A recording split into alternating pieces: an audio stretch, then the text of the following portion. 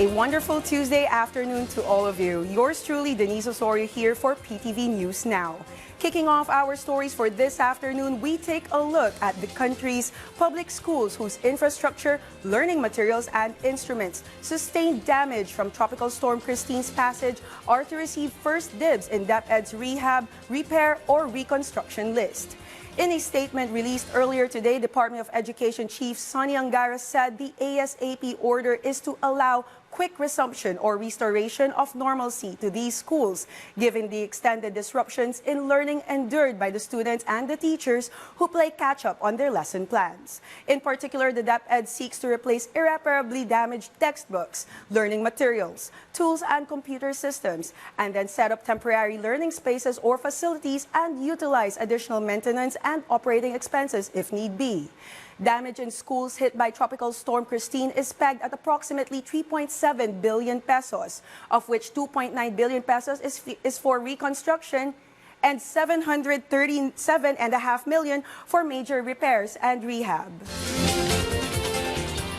It began last week in Phoenix, Arizona, and then a spate of copycat acts followed, the more recent of which was in the Pacific Northwest in Vancouver, Washington State.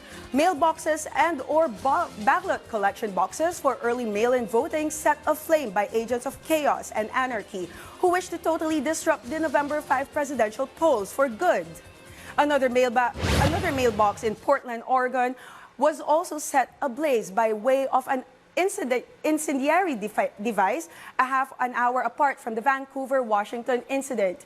But a fire suppressant system inside the collection box spared all but 3 filled-out ballots inside.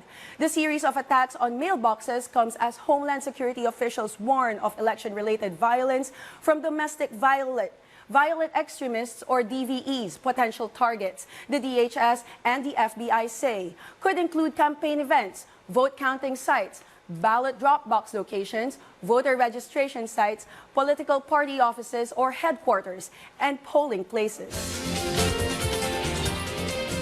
40 million of the baby boomers who voted in the 2016 polls between Hillary Clinton and Donald Trump are dead. 8 years later, at least 20 to 25 million millennial or Gen Z voters by conservative estimates are participating in their first democratic exercise next week. And they are helping out get out the vote, as VOA's Laurel Bowman tells us in this report.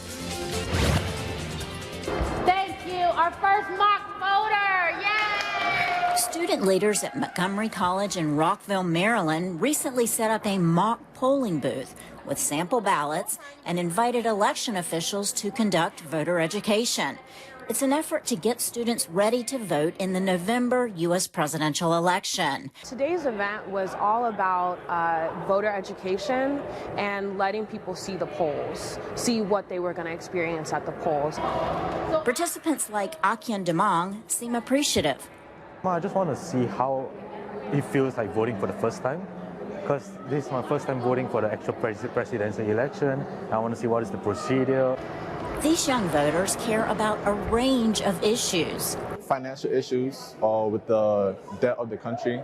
I don't really understand much of it, but if I look at it, it looks like a big number. I don't understand why it's that high. So I would say climate change is important, reproductive rights. I think for many people, America's role in the world is a very important issue, particularly for young voters. In the U.S. presidential race between Republican Donald Trump and Democrat Kamala Harris, most of the students we interviewed would not reveal who they'll be voting for. But the U.S. state of Maryland, a stronghold for Democrats, is expected to go for Harris. So we asked the head of the Georgia Young Republicans, Jacqueline Harn, what issues matter to her Republican peers. For many, she said, it's about the economy. Between housing, between inflation with grocery prices and gas prices ever increasing, it's unaffordable to live and have a family right now. And how should campaigns go about reaching young voters? You're not going to reach a Gen Z voter by doing a phone bank and phone calling them because they probably have a spam blocker on their phone, or they're just not going to answer a number they don't know. Because we're the social media generation. Everything that we looked at is on social media. We did our news from social media. Democratic social media influencer Harry Sisson agrees. And I'd say primarily, maybe the main news app for young people is probably TikTok. Probably TikTok. That's my main platform. And, whatever reason that may be, I think it's mostly because it's digestible. A lot of these news segments that you see on TikTok are 30 to 60 seconds. Meantime, in Herndon, Virginia, Kamala Harris supporter Camila Alfonso Mesa goes house to house, trying to encourage people to vote for her candidate. They don't always open the door, but she keeps at it. Hi, definitely Harris supporters. She says that Harris replacing President Joe Biden in the presidential race was invigorating for young Democrats. I have seen a big shift in energy and enthusiasm since the vice president became the nominee.